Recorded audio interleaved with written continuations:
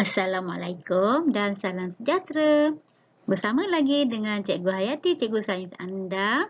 Baik, kali ini Cikgu akan sentuh tentang unit 8 iaitu berkaitan dengan bahan. Dan kita akan lihat topik atau tajuk yang terakhir dalam unit 8 iaitu aplikasi sifat bahan sains tahun 4.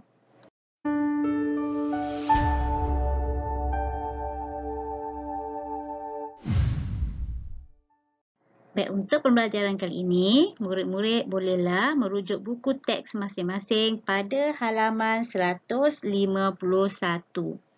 Baik, mari kita lihat apa yang dimaksudkan dengan aplikasi sifat bahan. Iaitu pengetahuan tentang sifat sesuatu bahan adalah penting dalam mereka cipta sesuatu objek. Kenapa dia penting ya? Kerana pemilihan bahan yang bersesuaian dapat memastikan objek yang dicipta dapat berfungsi dengan baik dan mengikut keperluannya. Setiap objek yang kita cipta, yang kita bina, mestilah bersesuaian dengan penggunaannya dan juga boleh berfungsi dengan baik. Okey, mari kita lihat beberapa contoh penggunaan atau pengaplikasian bahan dalam kehidupan kita seharian. Okey, pemilihan jenis bahan untuk mereka cipta objek. Kenapa ya? Okey, mari kita lihat. Mengapakah kebanyakan alatan memasak seperti periuk diperbuat daripada logam? Kalau kita lihat ni, memang kebanyakan periuk dibuat daripada logam dan ada juga periuk yang diperbuat daripada kaca. Okey, kenapa? Kerana logam dapat mengalirkan haba dengan baik kerana logam merupakan konduktor haba. Okey, bagaimana pula dengan pemegang periuk ini? Kalau kita lihat, pemegang periuk ini kelihatan macam seolah tidak panas ya, boleh dipegang dengan tangan. Okey, jadi pemegang periuk perlulah diperbuat daripada bahan penebat haba.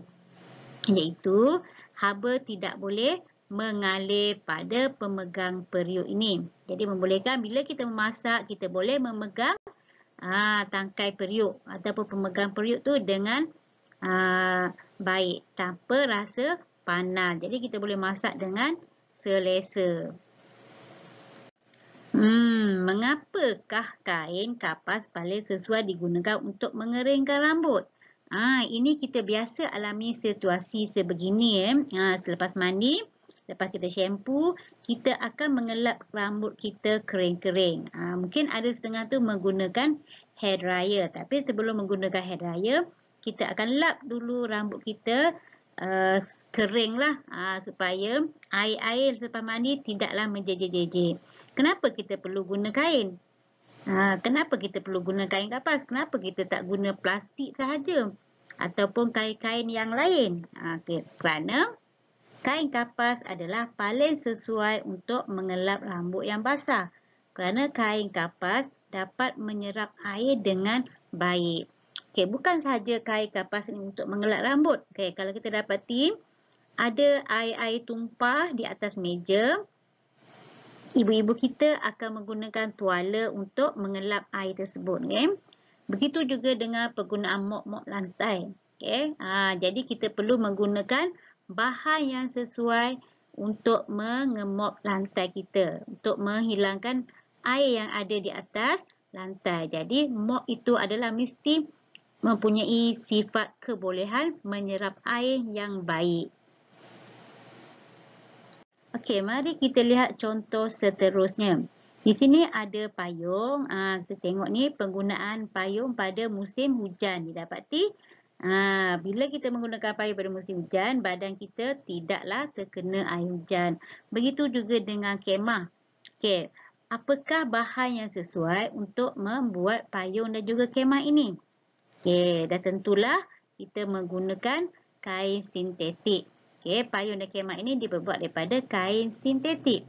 Kerana bahan sintetik bersifat kalis air iaitu tidak menyerap air. Jika kita menggunakan payung, badan kita tidaklah terkena hujan. Ataupun kita menggunakan baju hujan Okey, bila kita memakai baju hujan itu pun diperbuat daripada kain sintetik yang tidak menyerap air. Jadi badan kita tidak kebasahan.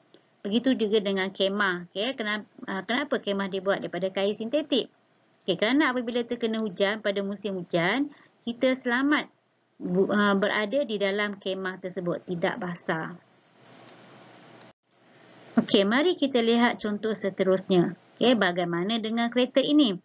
Apakah bahan yang sesuai yang boleh kita aplikasikan dalam membina model kereta? Okey, kalau kamu lihat, okey, model kereta ni kita ada cermin kereta, kita ada badan kereta, kita ada tayar kereta. Jadi setiap objek itu perlulah diperbuat daripada bahan-bahan yang sesuai kepada penggunaannya. Okey, mari kita lihat Okey, badan kereta diperbuat daripada logam kerana logam lebih kuat dan tahan lama, tahan lasap. Manakala cermin kereta pula diperbuat daripada kaca yang bersifat lut sinar. Dan bersifat lut sinar ini membolehkan pemandu melihat keadaan di luar kenderaan. Bagaimana dengan tayar kereta? Okey, tayarnya pula diperbuat daripada getah. Okey, sifat getah ini adalah kuat dan tahan lasap, membolehkan kereta dapat meluncur dengan baik di jalan raya. Okey, cuba lihat gambar seterusnya. Agak-agak apa ni gambar ni? Okey, ya, ini adalah gambar pelampung. Okey, boleh tak murid teka? Okey, apakah bahan yang sesuai untuk membuat pelampung? Okey, pelampung ini diperbuat daripada plastik yang bersifat kalis air dan di dalamnya ada ruang udara yang membolehkan pelampung ini terapung di atas permukaan air. Jadi kalau nak buat pelampung mestilah diperbuat daripada bahan-bahan yang tidak basah ataupun tidak menyerap air. Kalau bahan itu menyerap air dah tentulah akan tenggelam.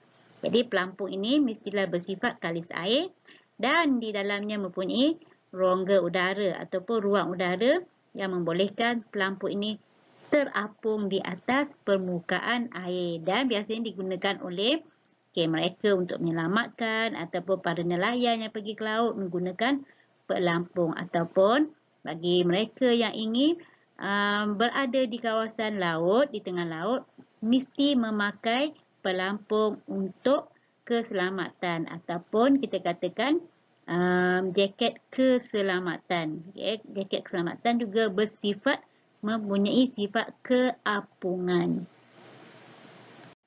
Okey, ini adalah contoh yang terakhir yang cikgu bincangkan di sini ialah buaian baby. Cikgu rasa murid-murid masa kecil-kecil dulu pun biasa ni tidur dalam buai ni. Okey, ibu-ibu masukkan kamu dalam buaian dan ibu bolehlah membuat kerja. Baik, kenapa buaian ini menggunakan spring? Spring, apa sifat spring? Kita dah belajar sebelum ni. Apakah sifat spring? Okay, spring adalah bahan yang boleh diregangkan apabila kita regangkan dia dan dia boleh kembali ke bentuk yang asal. Jadi sesuailah bila kamu tidur dalam buai itu akan dihenjut secara automatik kalau yang menggunakan current ataupun elektrik. Okay, kalau tak nanti goyang tangan dan dia akan turun naik dan dapatlah baby dalam buaian itu tidur dengan lenanya. Okey, setakat ini saja yang dapat cikgu bincangkan tentang aplikasi sifat bahan dalam kehidupan kita seharian. Sekian, terima kasih. Berjumpa lagi dalam video-video yang akan datang. You make me